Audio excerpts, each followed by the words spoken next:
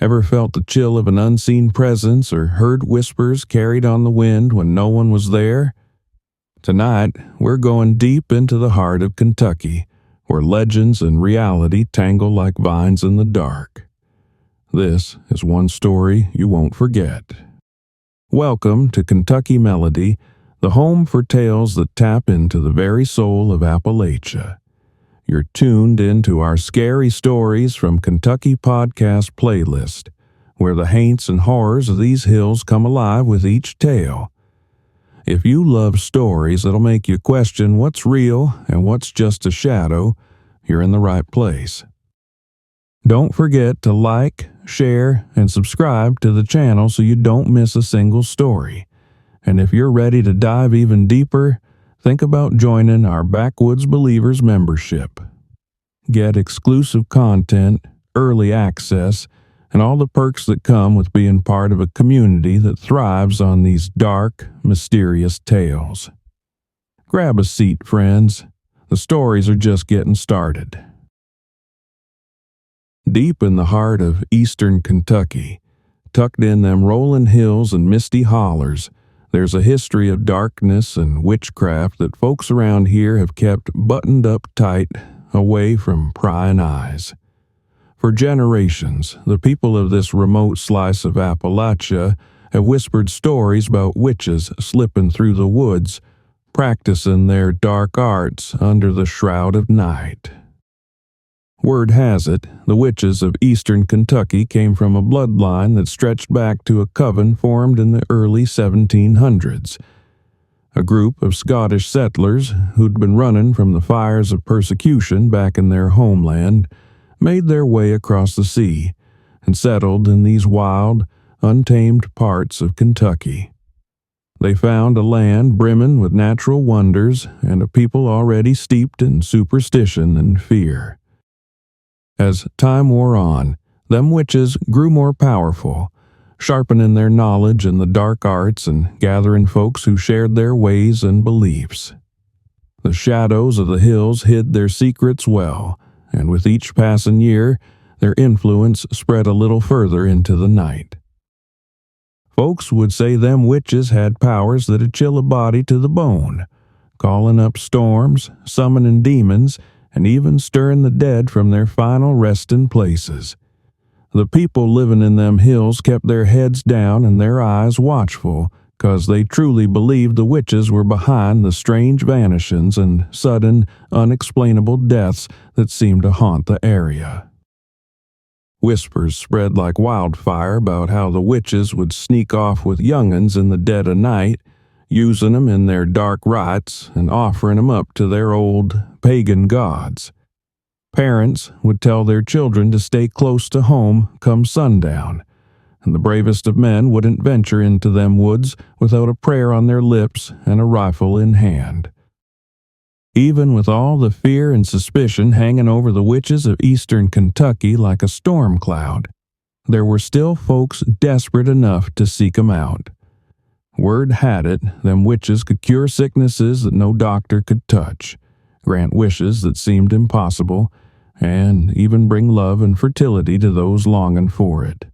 But asking for witches' help came with a heavy price, one that'd often leave folks worse off than when they started, with curses that'd follow 'em till their dying day or fates that'd haunt their kin. One such soul was a young woman by the name of Anna, who lived in a small village that clung to the edge of them woods like it was afraid to step too far in. Anna'd been born with a twisted leg that kept her on crutches from the day she could stand. She'd heard the whispers about a witch deep in the woods who could mend what no man could, and those whispers kept rattling round in her mind, calling her to take a chance that most wouldn't dare. One moonless night, Anna hobbled her way to the edge of the woods, her heart beating like a rabbit caught in a snare. The night air felt thick, heavy, and still as death itself. She barely caught her breath when a shadow stepped from between the trees, a figure draped in a dark cloak. Without a word, it turned and led her deep into the forest, the path twisting and winding till she lost track of time and sense. In a small clearing where the moon's light couldn't touch, the witch appeared, tall and as fearsome as the stories said. Her eyes were sharp, glaring green like two embers of fire, and her voice rumbled low like it was coming straight from the bowels of the earth itself. Anna told her tale, laid bare her pleas and pain, her voice shaken as the silence of the woods swallowed every word. The witch listened, eyes narrowing, then named her price. It was steep, far beyond gold or goods. Anna, desperate as she was, had nothing but the trembling beat of her own heart to give. She agreed, knowing full well it might seal her doom. The witch began her chant, words guttural and twisted, sending shivers up Anna's spine. The air seemed to grow colder, and the forest held its breath. The chant ended, and with it, a curse settled over Anna like a shadow that'd never leave, dark and binding. For a spell, it seemed like the curse had done its work. Anna's leg healed up straight and strong, and she walked like she never needed them crutches a day in her life. But it wasn't long, for things started turning dark. Her skin turned pale, cold as creek water in winter, and her hair came out in clumps that left her looking ghostly and worn. Nights were the worst, filled with dreams so strange and twisted that she'd wake with sweat trickling down her back. She'd see the witch's eyes burning in the dark, her and her coven, and the unholy things they'd done in them woods. Word got round fast in the village. Folks started whispering that Anna had the witch's curse on her, and it wouldn't be long for it brought down ruin on them all. Neighbors crossed the street when they saw her coming, muttering prayers under their breath. Even her kin turned their backs, fearing the witch's shadow might reach out for them next. Alone and shunned, Anna was left to face the weight of what she'd done, trapped in misery and the dark bargain she'd made. One night, as Anna lay in bed, the kind of silence that presses down on a body like a weight wrapped the room. Then came a scratching at her window, sharp and steady. At first she figured it was just the wind, teasing the branches outside. But when she turned her head, she saw it. A dark silhouette, thin and tall, standing against the black of the night. The blood in her veins ran cold. It was the witch, come to claim what was hers. Anna's mouth opened, but no scream would come, like her voice had been stolen. The latch clicked and the window creaked open.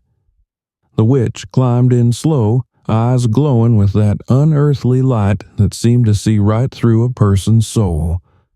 The room filled with a chill so sharp it hurt to breathe, and the stench of decay seeped in, thick and suffocating.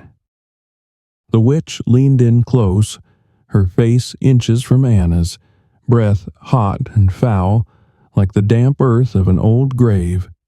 "You're mine now," she whispered, each word dragging Anna down like a stone, body and soul.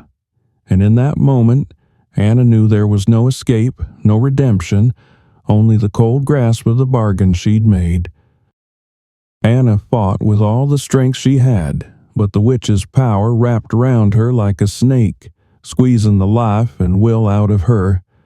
She felt herself drifting away, her mind wrapped in a fog of dark magic that twisted and turned till she couldn't tell up from down.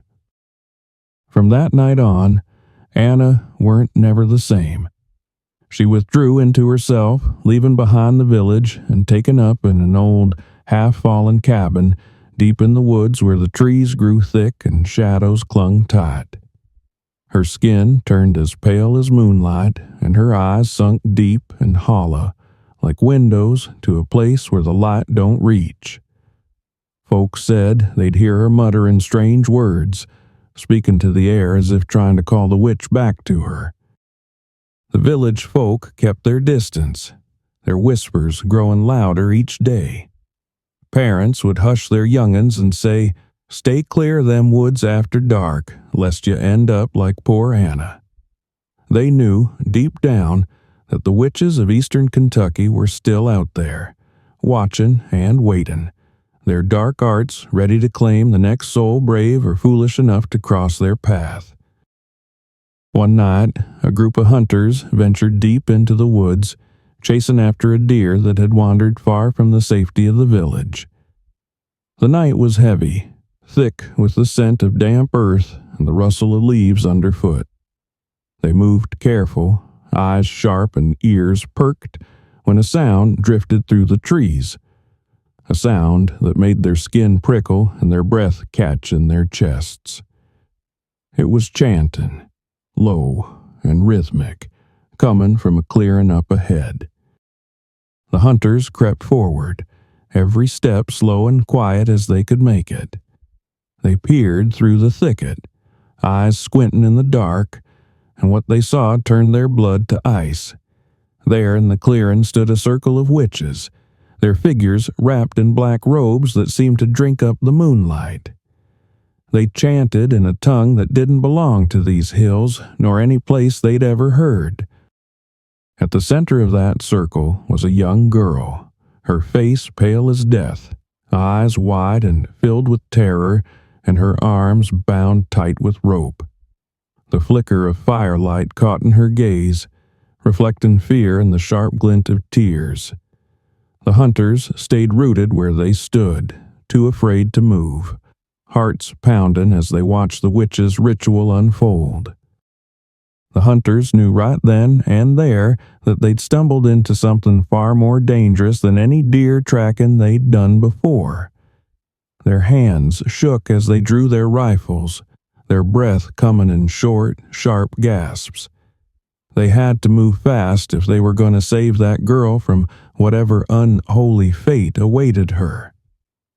But just as they raised their guns, the witches turned in perfect unison, their eyes blazing like coals pulled fresh from the fire.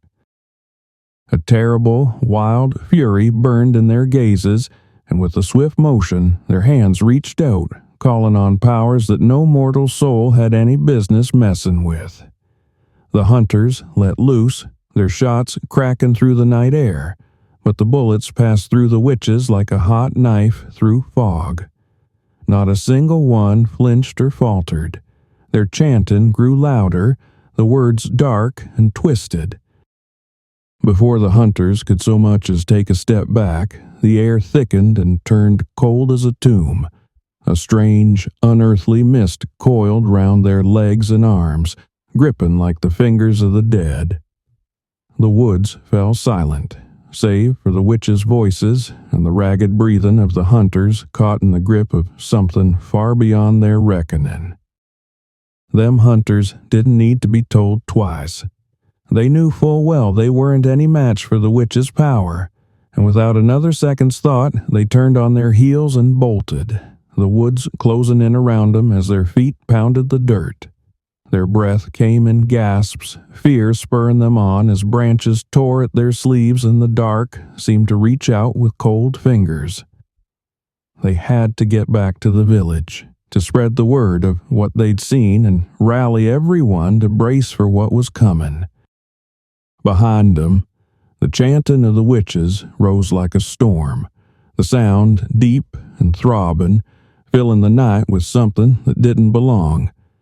The power in their voices grew with every beat, and the hunters felt it like a weight pressing down on their backs even as they fled. The witches knew their moment was near, a time when all their long-brewed hate and dark strength would spill out and bring vengeance on the folks who turned them away and whispered curses behind their backs. And so, hidden deep in them misty hollers and shadowed woods, the witches of eastern Kentucky kept to their craft, practicing the old ways, eyes ever watchful.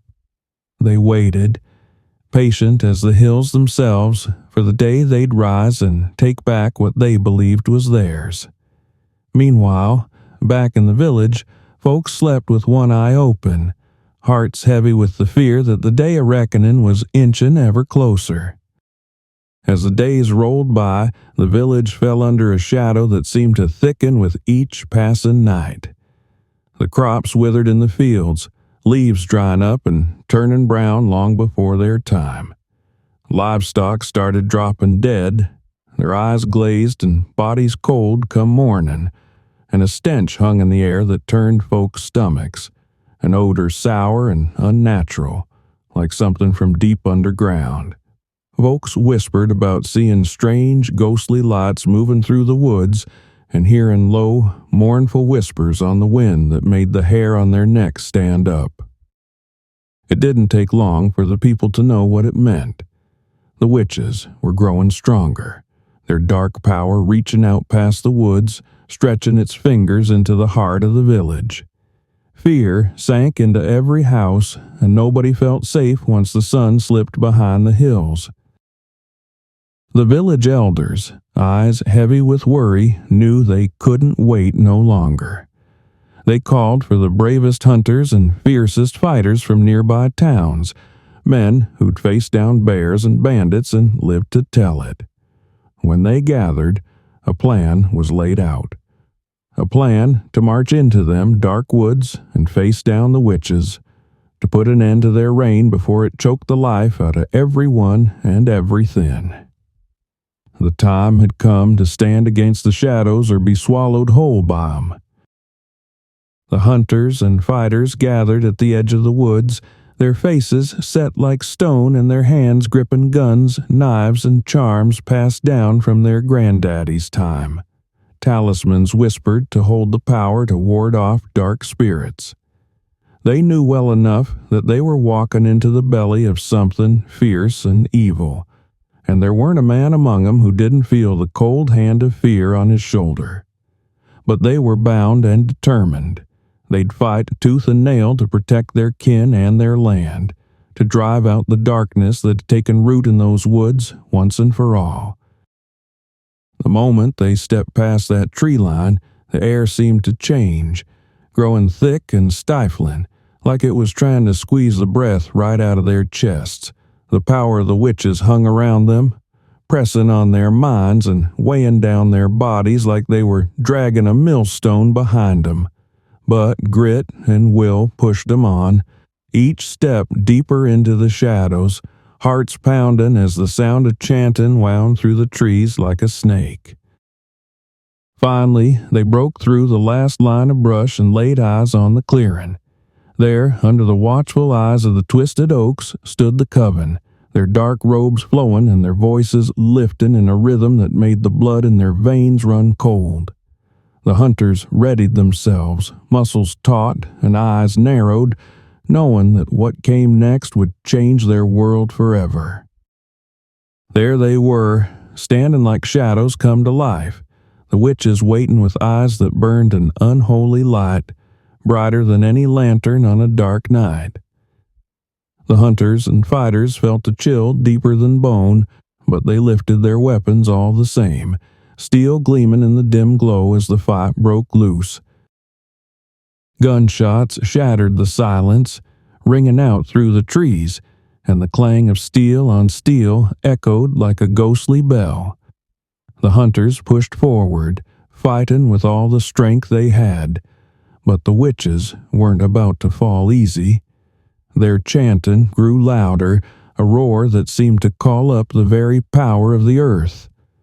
The ground trembled and split, roots twisting up from the dirt, lashing and grabbing like serpents set loose. Vines snapped and coiled, wrapping round arms and legs, dragging men down as they struggled and shouted. The woods seemed alive with fury, as if every tree and rock had turned against the hunters, binding and battering them while the witches watched, their eyes burning with that same terrible, otherworldly light. It was a fight that felt like it had been pulled straight from the oldest stories, where dark magic and raw courage met under the canopy of night.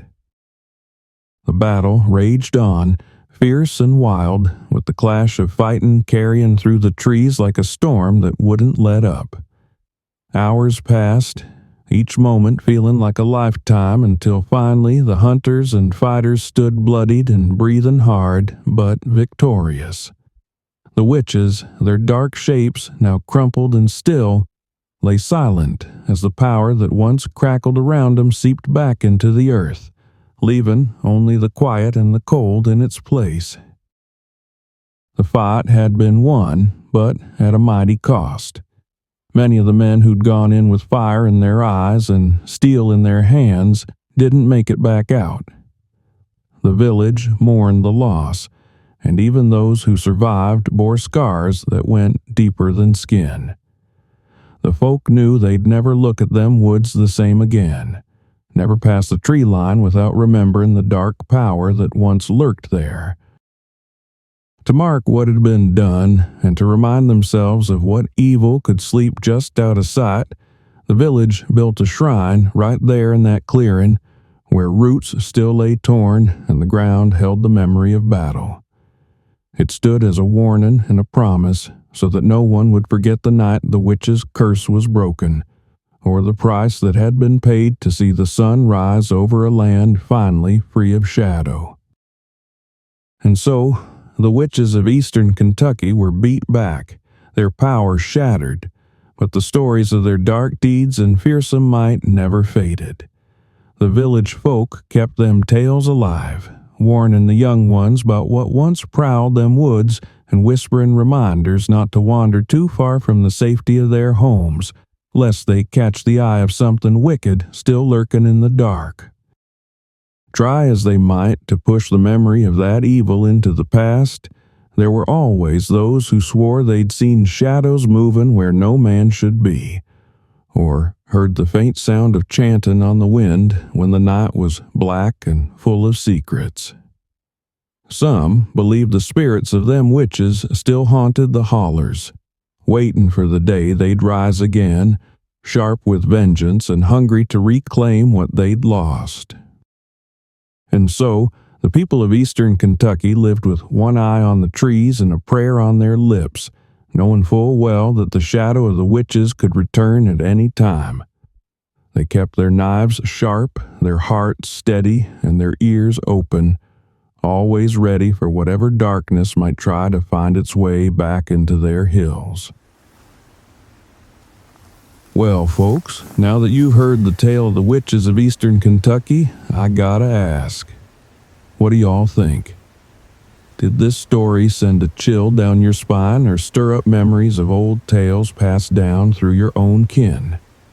We'd love to hear your thoughts down in the comments, so don't be shy about sharing what you reckon.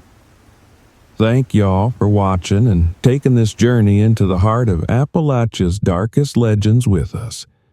If you enjoyed this tale and want more stories that'll keep you up at night, be sure to hit that subscribe button, give us a good old like, and share this video with folks who'd appreciate a spooky story or two.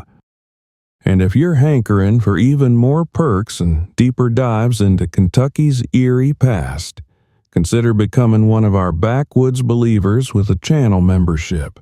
You'll get exclusive content, early access to our stories, and a seat around our virtual campfire where the tales never end. Thanks again for stopping by, and we'll see you next time with more stories that'll make you think twice about what goes bump in the night. Stay safe out there, friends.